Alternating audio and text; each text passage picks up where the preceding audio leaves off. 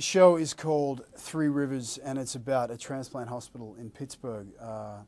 And we tell the show from 3 points of view: from the donor, the recipient, and the medical team, of which I'm I guess, one of the heads of. I play Andy Yablonsky, who is a cardiothoracic surgeon who specializes in transplant medicine.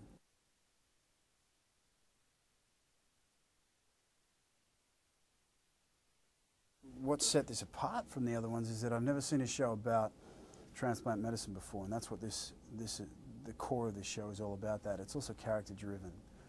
You know, it's not just about the procedural. That's almost secondary to, well, it's equal to the lives of these characters that we sort of we get to know as Three Rivers goes on.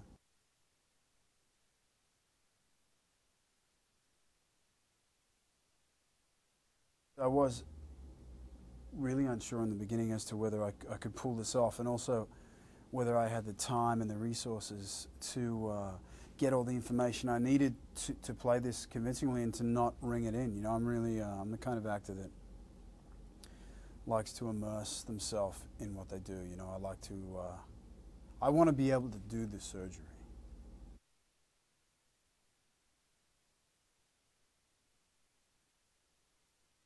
I met with Gonzo, who my character is based on, Dr. Gonzalez Stawinski, and he is one of the most amazing people I've ever met. He works out of Cleveland Clinic, which is at the forefront of this sort of medicine.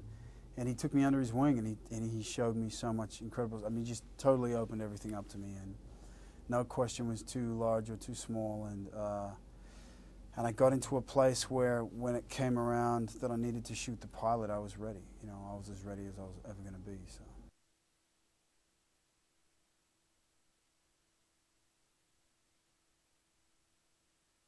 There's nothing simple about the world of transplant medicine, and it's a relatively new concept in medicine as well. I mean, really, it's only been around for 25 or 30 years, and there's a list that you have to go on, and you have to get pre-approved to go on.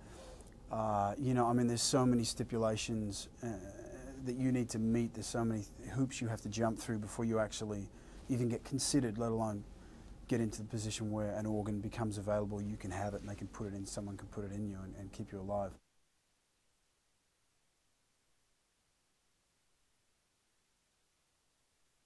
You see these transplants happening, and it's like you're taking a carburetor out of one car and putting it in another one and retuning it a bit, and then off you go. I mean, it's incredible. It's incredible that it can work.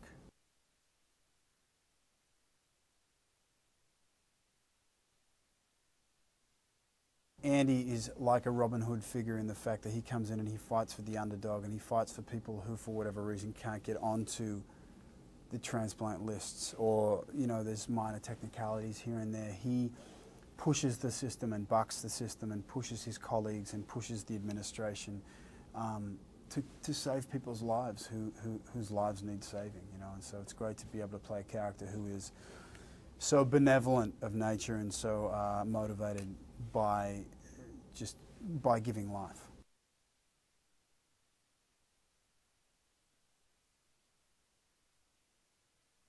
Our hospital in Three Rivers is based on I believe it's a Scandinavian protocol that hasn't yet come in its entirety to the United States, but hopefully will be a base blueprint for how we design hospitals here, you know, and of course in Australia and you know, other parts of the world from here on in. But we have the latest technology, and, you know, even the color schemes and the sorts of plastics they use and everything. But it's a very high-tech hospital.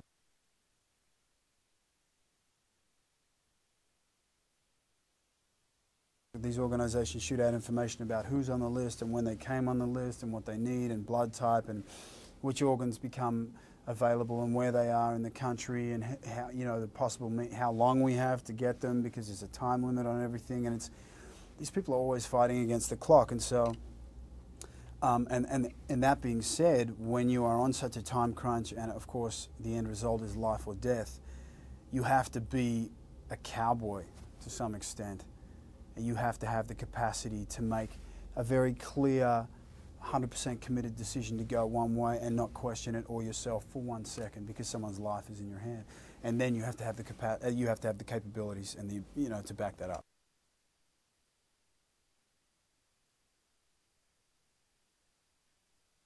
Actually, when I read the script, one of the first things I realized was the potential for bringing awareness to the general public about organ donation and the importance of it and the shortage of it.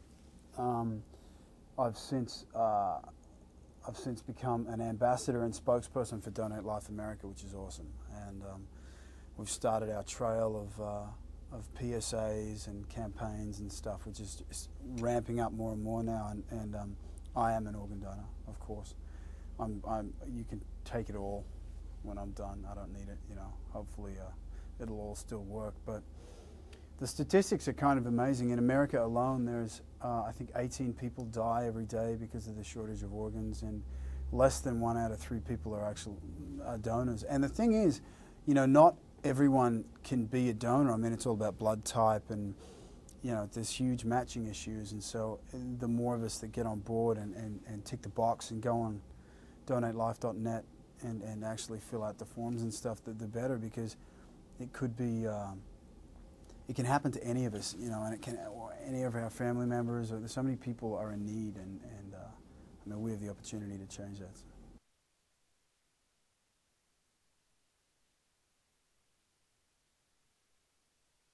Well, I'm currently single, and yeah,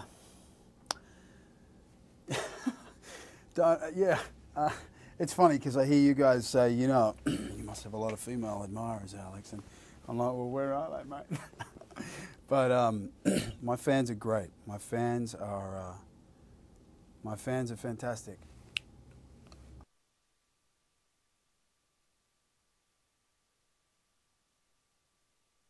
I don't think I'll ever get used to the support that these people I don't know and who don't really know me but kind of know me give me all the time. The letters that come in, the gifts that come in, the way they get behind the things that I do. Like, I'm really passionate about Donate Life and my position with that organization, and you know, continuing that relationship and doing what I can for them. And the way the fans just come, just the fan initiative, they get together and they raise awareness themselves, you know, and they all of a sudden they've like listed another 1,000 donors or another. So that stuff, you can't really say thank you enough for that stuff. You just sort of have to humbly smile and be deeply grateful for that sort of support. And I am deeply grateful. And to be quite honest, you never think, like, I'm still in denial about it a bit. I never think that, I don't know, I'm just me, you know. I am who I am, and I get up and I look in the mirror and I see the same guy I see every day, and I've been doing this for a long time and I love it. It's my job, but at the end of the day, I'm just me with my people, you know, and that there's a whole group of people in the world that love me and care about my future and stuff. It's, I'm deeply humbled.